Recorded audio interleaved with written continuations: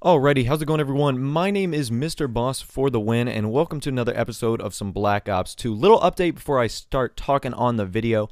My hard drive crashed on my main computer. My main computer is a 21-inch, 21.5-inch Apple iMac. I've got it pretty souped up to do really good things for rendering and processing videos. It also has a Windows side, so for you guys that don't like Macs or whatever, half of it is Windows, half of it is Mac. So when I want to play games like Arma 3 and SimCity, I can go and play that. But I digress. My Mac side crashed, so I am working off of my laptop right now. So for the next 2 or 3 days, the videos might be a little slower just because it takes longer to render, takes longer to, do thumbnails and etc. And obviously, working on a laptop is not as efficient, first world problems I know, as working on my, desktop. So anyways, let's get on with what I want to talk about and the topic that is at hand.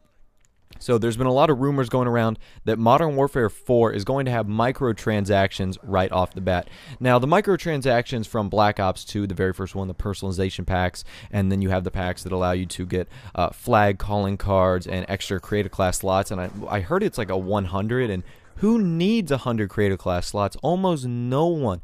No one in the world is going to have over 100 creative class slots. That's just ridiculous. So it's something that I didn't see necessary, but I did buy, I think, 3 or 4 or 5 of the personalization packs. I think the camos are very cool, and for $2 a piece, I think they're worth it. It adds variety to the game. It adds, it gives me something fresh and new to look at every, game or so, and it's cool when I pick up another gun and I see a cool camo. But for Modern Warfare 4, the rumor is going around that there's going to be microtransactions or these mini DLCs from the start. And a lot of you guys have an issue, especially those who paid for the season pass. I do as well.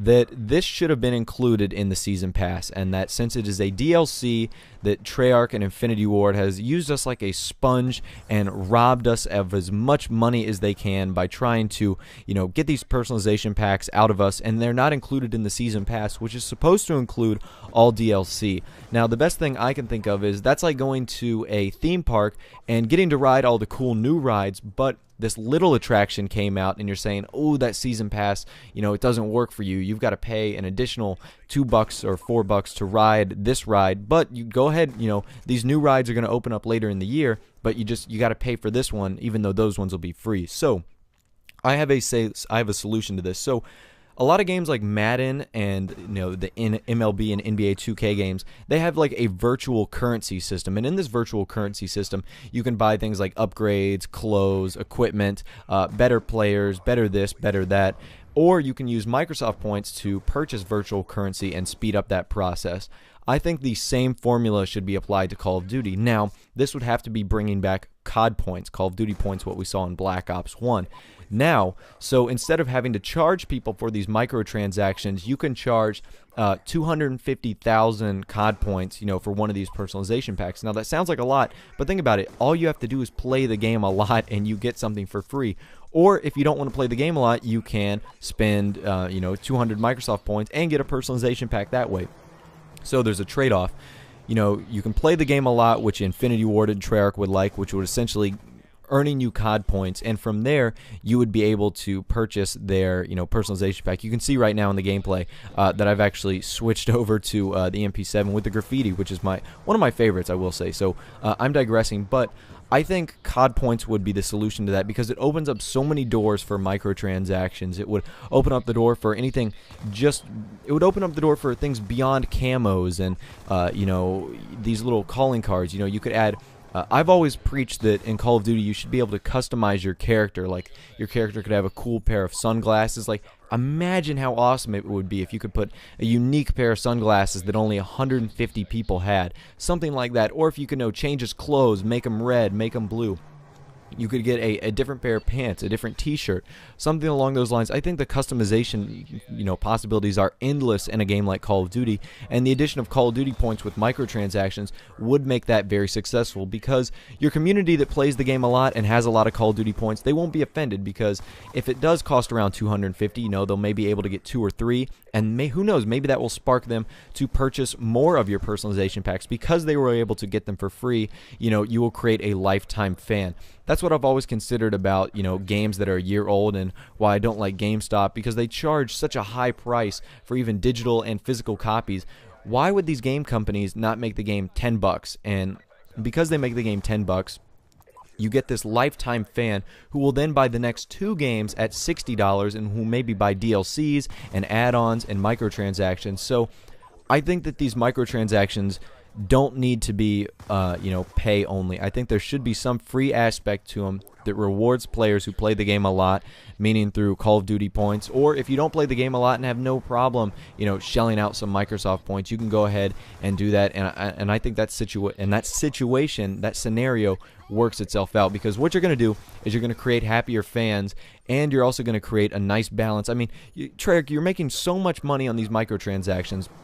I mean, if you think about it, I bought the game for, well, Treyarch really got $60 of the game I bought. I spent $140 to get this game 3 days early, which, it sounds a lot for someone who doesn't make videos, but it was very helpful for me and you guys. I got a lot of good videos out before the game even really came out, so to me it was very much well worth it. And, I've spent $45 or $60 or $50 on the season pass, so I'm upwards of $200, and then I spent $10 on your micro DLC. $210 for a game, but it does balance out because Call of Duty is a game that I play every day, or most every day, and I get the most enjoyment out of it. I think I'm on like 8 or 9 hours of this game just on multiplayer, which doesn't include the campaign or zombies.